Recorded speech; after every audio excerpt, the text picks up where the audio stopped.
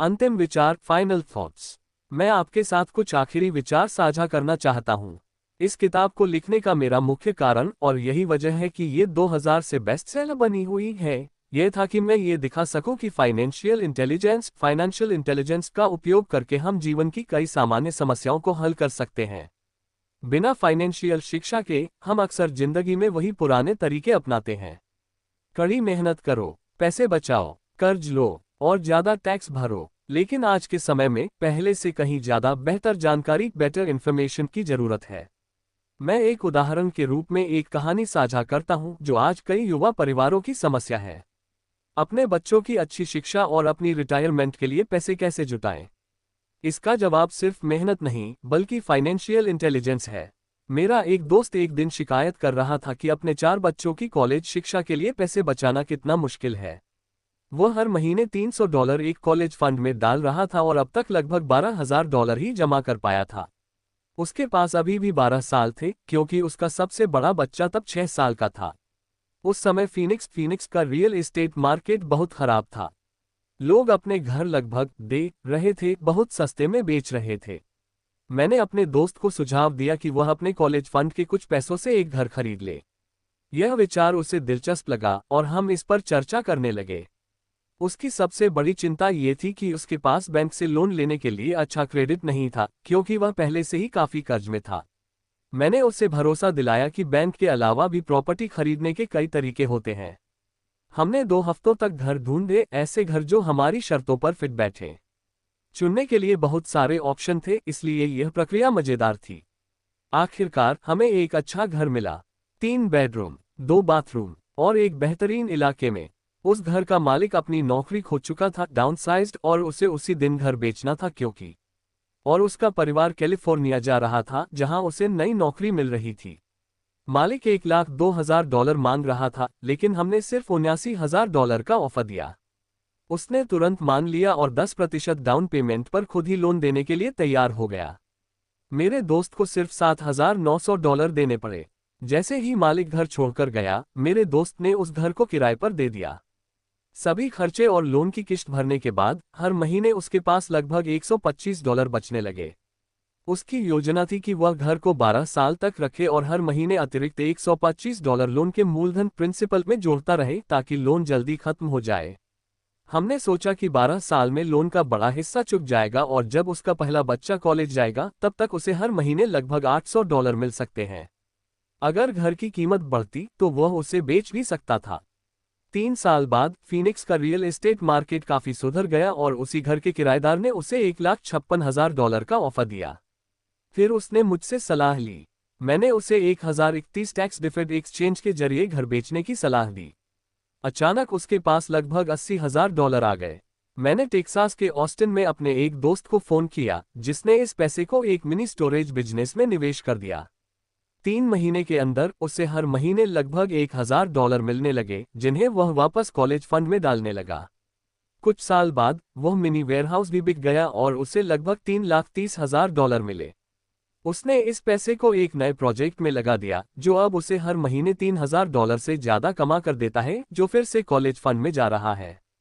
अब उसे पूरा विश्वास है कि वह अपने लक्ष्य को आसानी से हासिल कर लेगा। ये सब सिर्फ $7,900 और थोड़ी सी फाइनेंशियल समझदारी से शुरू हुआ था। अब उसके बच्चे अपनी पसंद की पढ़ाई कर पाएंगे और वही निवेश उसकी रिटायरमेंट का भी सहारा बनेगा।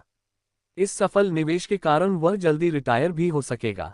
धन्यवाद इस किताब को पढ़ने के लिए। मुझे उम्मीद है कि इसने आपको ये समझने में मदद की है कि पैसे की ताकत को अपने लिए कैसे काम में लिया जाए।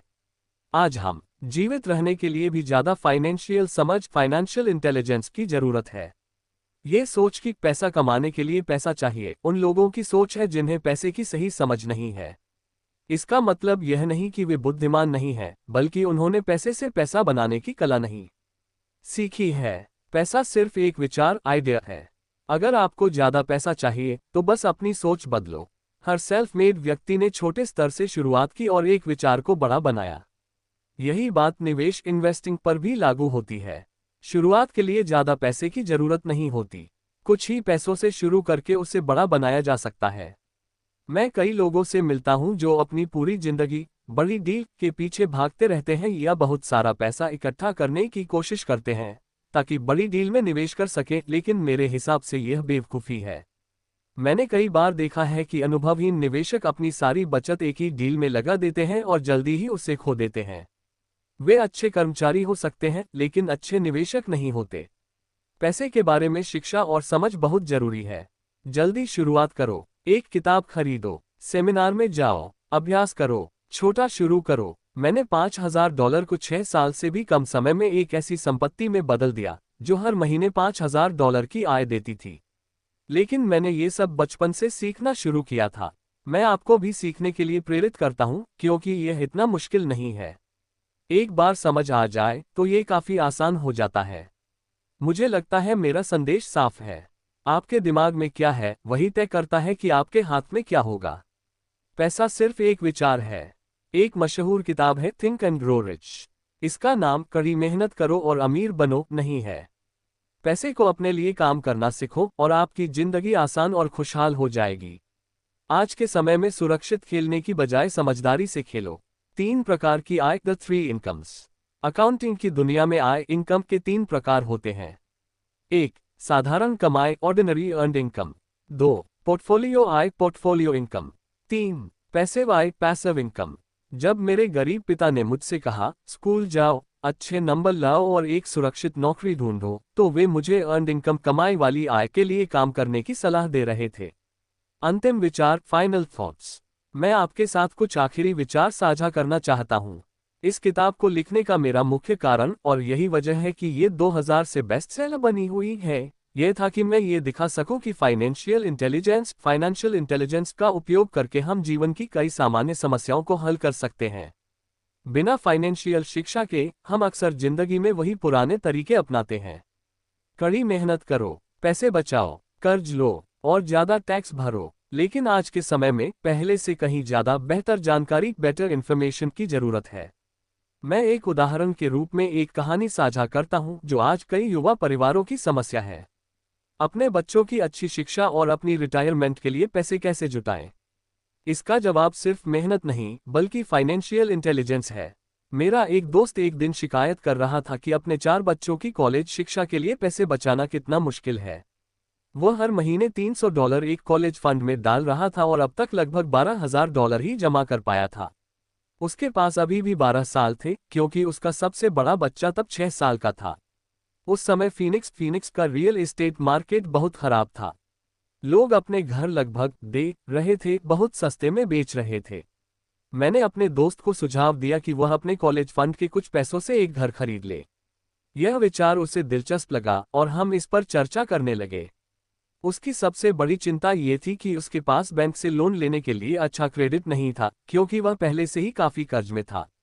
मैंने उसे भरोसा दिलाया कि बैंक के अलावा भी प्रॉपर्टी खरीदने के कई तरीके होते हैं। हमने 2 हफ्तों तक घर ढूंढे, ऐसे घर जो हमारी शर्तों पर फिट बैठे। चुनने के लिए बहुत सारे ऑप्शन थे, इसलिए यह प्रक्रिया मजेदार थी। आखिरकार हमें एक अच्छा घर मिला, 3 बेडरूम, 2 बाथरूम और एक बेहतरीन इलाके में। उस घर का मालिक अपनी नौकरी खो चुका था, डाउनसाइज्ड, और उसे उसी दिन घर बेचना था क्योंकि और उसका परिवार कैलिफोर्निया जा रहा था जहां उसे नई नौकरी मिल रही थी। मालिक $1,02,000 मांग रहा था, लेकिन हमने सिर्फ $79,000 का ऑफर दिया। उसने तुरंत मान लिया और 10% डाउन पेमेंट पर खुद ही लोन देने के लिए तैयार हो गया। मेरे दोस्त को सिर्फ $7,900 देने पड़े। जैसे ही मालिक घर छोड़कर गया, मेरे दोस्त ने उस घर को किराए पर दे दिया। सभी खर्चे और लोन की किश्त भरने के बाद हर महीने उसके पास लगभग $125 बचने लगे। उसकी योजना थी कि वह घर को 12 साल तक रखे और हर महीने अतिरिक्त $125 लोन के मूलधन प्रिंसिपल में जोड़ता रहे ताकि लोन जल्दी खत्म हो जाए।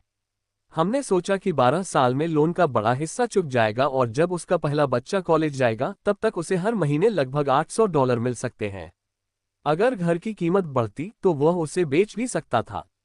3 साल बाद फीनिक्स का रियल एस्टेट मार्केट काफी सुधर गया और उसी घर के किराएदार ने उसे $1,56,000 का ऑफर दिया। फिर उसने मुझसे सलाह ली। मैंने उसे 1031 टैक्स डिफर्ड एक्सचेंज के जरिए घर बेचने की सलाह दी। अचानक उसके पास लगभग $80,000 आ गए। मैंने टेक्सास के ऑस्टिन में अपने एक दोस्त को फोन किया जिसने इस पैसे को एक मिनी स्टोरेज बिजनेस में निवेश कर दिया। 3 महीने के अंदर उसे हर महीने लगभग $1000 मिलने लगे जिन्हें वह वापस कॉलेज फंड में डालने लगा। कुछ साल बाद वह मिनी वेयरहाउस भी बिक गया और उसे लगभग $3,30,000 मिले। उसने इस पैसे को एक नए प्रोजेक्ट में लगा दिया जो अब उसे हर महीने $3000 से ज्यादा कमा कर देता है, जो फिर से कॉलेज फंड में जा रहा है। अब उसे पूरा विश्वास है कि वह अपने लक्ष्य को आसानी से हासिल कर लेगा। ये सब सिर्फ $7900 और थोड़ी सी फाइनेंशियल समझदारी से शुरू हुआ था। अब उसके बच्चे अपनी पसंद की पढ़ाई कर पाएंगे और वही निवेश उसकी रिटायरमेंट का भी सहारा बनेगा। इस सफल निवेश के कारण वह जल्दी रिटायर भी हो सकेगा। धन्यवाद इस किताब को पढ़ने के लिए। मुझे उम्मीद है कि इसने आपको ये समझने में मदद की है कि पैसे की ताकत को अपने लिए कैसे काम में लिया जाए। आज हम जीवित रहने के लिए भी ज्यादा फाइनेंशियल इंटेलिजेंस की जरूरत है। ये सोच कि पैसा कमाने के लिए पैसा चाहिए उन लोगों की सोच है जिन्हें पैसे की सही समझ नहीं है। इसका मतलब यह नहीं कि वे बुद्धिमान नहीं हैं, बल्कि उन्होंने पैसे से पैसा बनाने की कला नहीं सीखी है। पैसा सिर्फ एक विचार आइडिया है।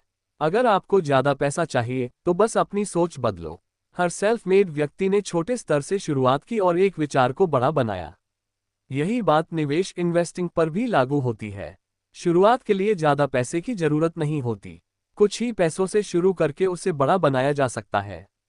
मैं कई लोगों से मिलता हूं जो अपनी पूरी जिंदगी बड़ी डील के पीछे भागते रहते हैं या बहुत सारा पैसा इकट्ठा करने की कोशिश करते हैं ताकि बड़ी डील में निवेश कर सकें, लेकिन मेरे हिसाब से यह बेवकूफ़ी है। मैंने कई बार देखा है कि अनुभवहीन निवेशक अपनी सारी बचत एक ही डील में लगा देते हैं और जल्दी ही उसे खो देते हैं। वे अच्छे कर्मचारी हो सकते हैं लेकिन अच्छे निवेशक नहीं होते। पैसे के बारे में शिक्षा और समझ बहुत जरूरी है। जल्दी शुरुआत करो। एक किताब खरीदो, सेमिनार में जाओ, अभ्यास करो, छोटा शुरू करो। मैंने $5000 को 6 साल से भी कम समय में एक ऐसी संपत्ति में बदल दिया जो हर महीने $5000 की आय देती थी। लेकिन मैंने ये सब बचपन से सीखना शुरू किया था। मैं आपको भी सीखने के लिए प्रेरित करता हूँ क्योंकि यह इतना मुश्किल नहीं है। एक बार समझ आ जाए तो ये काफी आसान हो जाता है। मुझे लगता है मेरा संदेश साफ है। आपके दिमाग में क्या है वही तय करता है कि आपके हाथ में क्या होगा। पैसा सिर्फ एक विचार है। एक मशहूर किताब है थिंक एंड ग्रो रिच। इसका नाम कड़ी मेहनत करो और अमीर बनो नहीं है। पैसे को अपने लिए काम करना सीखो और आपकी जिंदगी आसान और खुशहाल हो जाएगी। आज के समय में सुरक्षित खेलने की बजाय समझदारी से खेलो। 3 प्रकार की आय, द 3 इनकम्स। अकाउंटिंग की दुनिया में आय इनकम के 3 प्रकार होते हैं। 1. साधारण कमाई, ऑर्डिनरी अर्न्ड इनकम। 2. पोर्टफोलियो आय, पोर्टफोलियो इनकम। 3. पैसिव आय, पैसिव इनकम। जब मेरे गरीब पिता ने मुझसे कहा स्कूल जाओ, अच्छे नंबर लाओ और एक सुरक्षित नौकरी ढूंढो, तो वे मुझे अर्न्ड इनकम कमाई वाली आय के लिए काम करने की सलाह दे रहे थे। जब मेरे अमीर पिता ने कहा अमीर लोग पैसे के लिए काम नहीं करते, वे अपने पैसों से काम करवाते हैं, तो वे पैसिव इनकम और पोर्टफोलियो इनकम की बात कर रहे थे। पैसिव इनकम आमतौर पर रियल एस्टेट निवेश से आती है। पोर्टफोलियो इनकम कागजी संपत्तियों, पेपर एसेट्स जैसे स्टॉक्स और बॉन्ड्स से आती है। पोर्टफोलियो इनकम ही वह आय है जिसने बिल गेट्स को दुनिया के सबसे अमीर लोगों में से एक बनाया है, न कि अर्न्ड इनकम। मेरे अमीर पिता कहा करते थे, अमीर बनने की कुंजी है अर्न्ड इनकम को जितनी जल्दी हो सके पैसिव या पोर्टफोलियो इनकम में बदलना। वे ये भी कहते थे, सबसे ज्यादा टैक्स अर्न्ड इनकम पर लगता है और सबसे कम टैक्स पैसिव इनकम पर लगता है। इसीलिए जरूरी है कि आपका पैसा आपके लिए काम करे। सरकार उस आय पर ज्यादा टैक्स लगाती है जिसके लिए आप मेहनत करते हो और उस आय पर कम टैक्स लगाती है जिसके लिए आपका पैसा मेहनत करता है। मेरी दूसरी किताब rich dad's cash flow quadrant में मैंने बिजनेस की दुनिया के 4 तरह के लोगों के बारे में बताया है। 1. ए एम्प्लॉयड, नौकरी करने वाले। 2. एस सेल्फ एम्प्लॉयड, खुद का काम करने वाले। 3. बी बिजनेस ओनर, बिजनेस के मालिक। 4. आई इन्वेस्टर, निवेशक। ज्यादातर लोग स्कूल जाकर ए या एस बनना सीखते हैं। ये किताब इन चारों के बीच का अंतर और कैसे एक व्यक्ति अपना क्वाड्रेंट बदल सकता है इस पर आधारित है।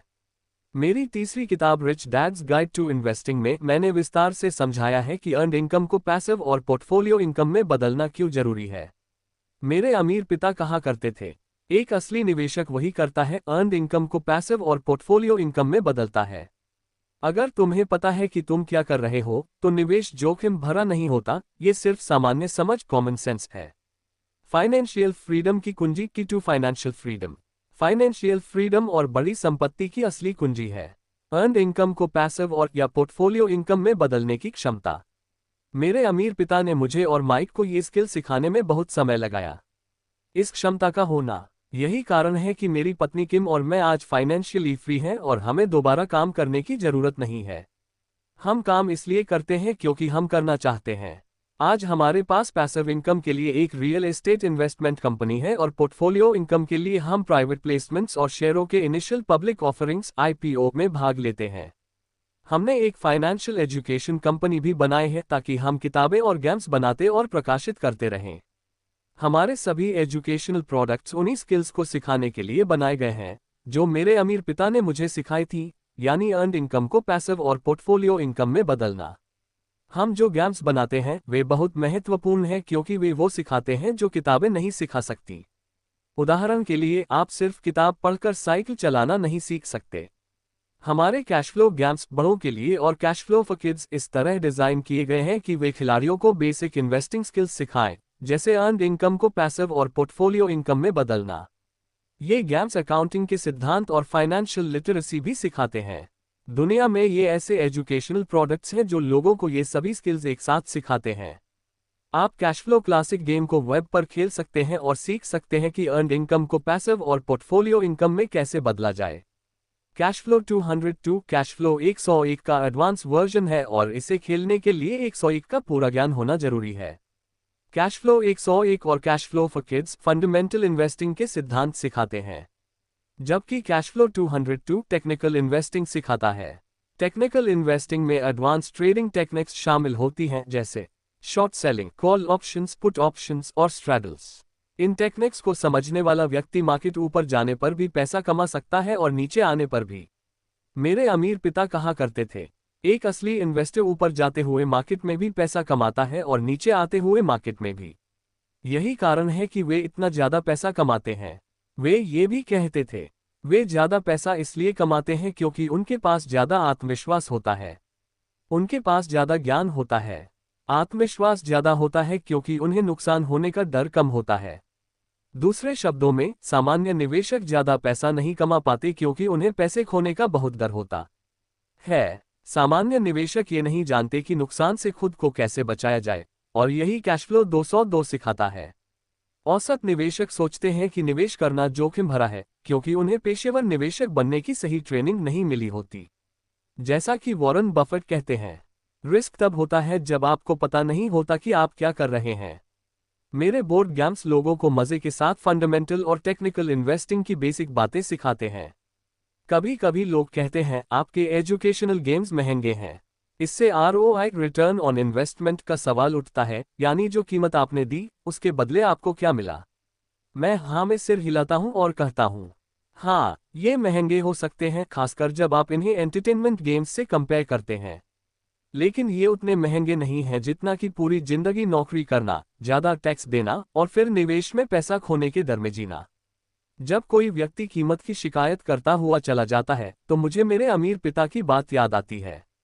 अगर तुम अमीर बनना चाहते हो तो तुम्हें ये जानना होगा कि किस तरह की इनकम के लिए मेहनत करनी है, उसे कैसे संभालना है और उसे नुकसान से कैसे बचाना है। यही असली अमीरी की कुंजी है। वे ये भी कहते थे, अगर तुम इन 3 तरह की इनकम के अंतर को नहीं समझते और यह नहीं सीखते कि उन्हें कैसे कमाना और सुरक्षित रखना है, तो तुम पूरी जिंदगी कम कमाओगे और ज्यादा मेहनत करोगे। मेरे गरीब पिता मानते थे कि अच्छी शिक्षा, अच्छी नौकरी और कई सालों की मेहनत ही सफलता के लिए काफी है। मेरे अमीर पिता भी मानते थे कि शिक्षा जरूरी है, लेकिन उनके लिए यह भी उतना ही जरूरी था कि मैं और माइक तीनों तरह की इनकम के बीच का अंतर समझें और यह जाने कि किस इनकम के लिए मेहनत करनी चाहिए। उनके अनुसार यही असली फाइनेंशियल एजुकेशन है। तीनों तरह की इनकम को समझना और उन्हें कमाने की स्किल्स सीखना, ये हर उस व्यक्ति के लिए जरूरी है जो अमीर बनना चाहता है और फाइनेंशियल फ्रीडम हासिल करना चाहता है। यह एक खास तरह की आज़ादी है जिसे बहुत कम लोग ही हासिल कर पाते हैं। जैसा कि मेरे अमीर पिता पहले ही लेसन में कहते हैं, अमीर लोग पैसे के लिए काम नहीं करते, वे जानते हैं कि पैसे से अपने लिए काम कैसे करवाना है।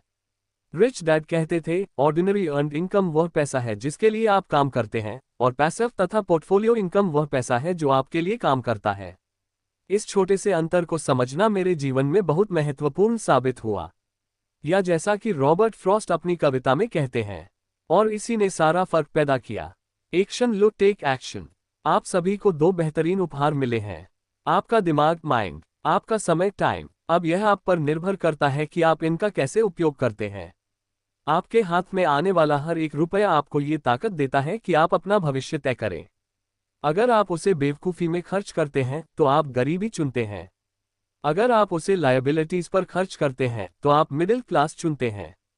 अगर आप उसे अपने दिमाग में निवेश करते हैं और एसेट्स बनाना सीखते हैं तो आप अमीरी चुनते हैं। चुनाव आपका है और सिर्फ आपका।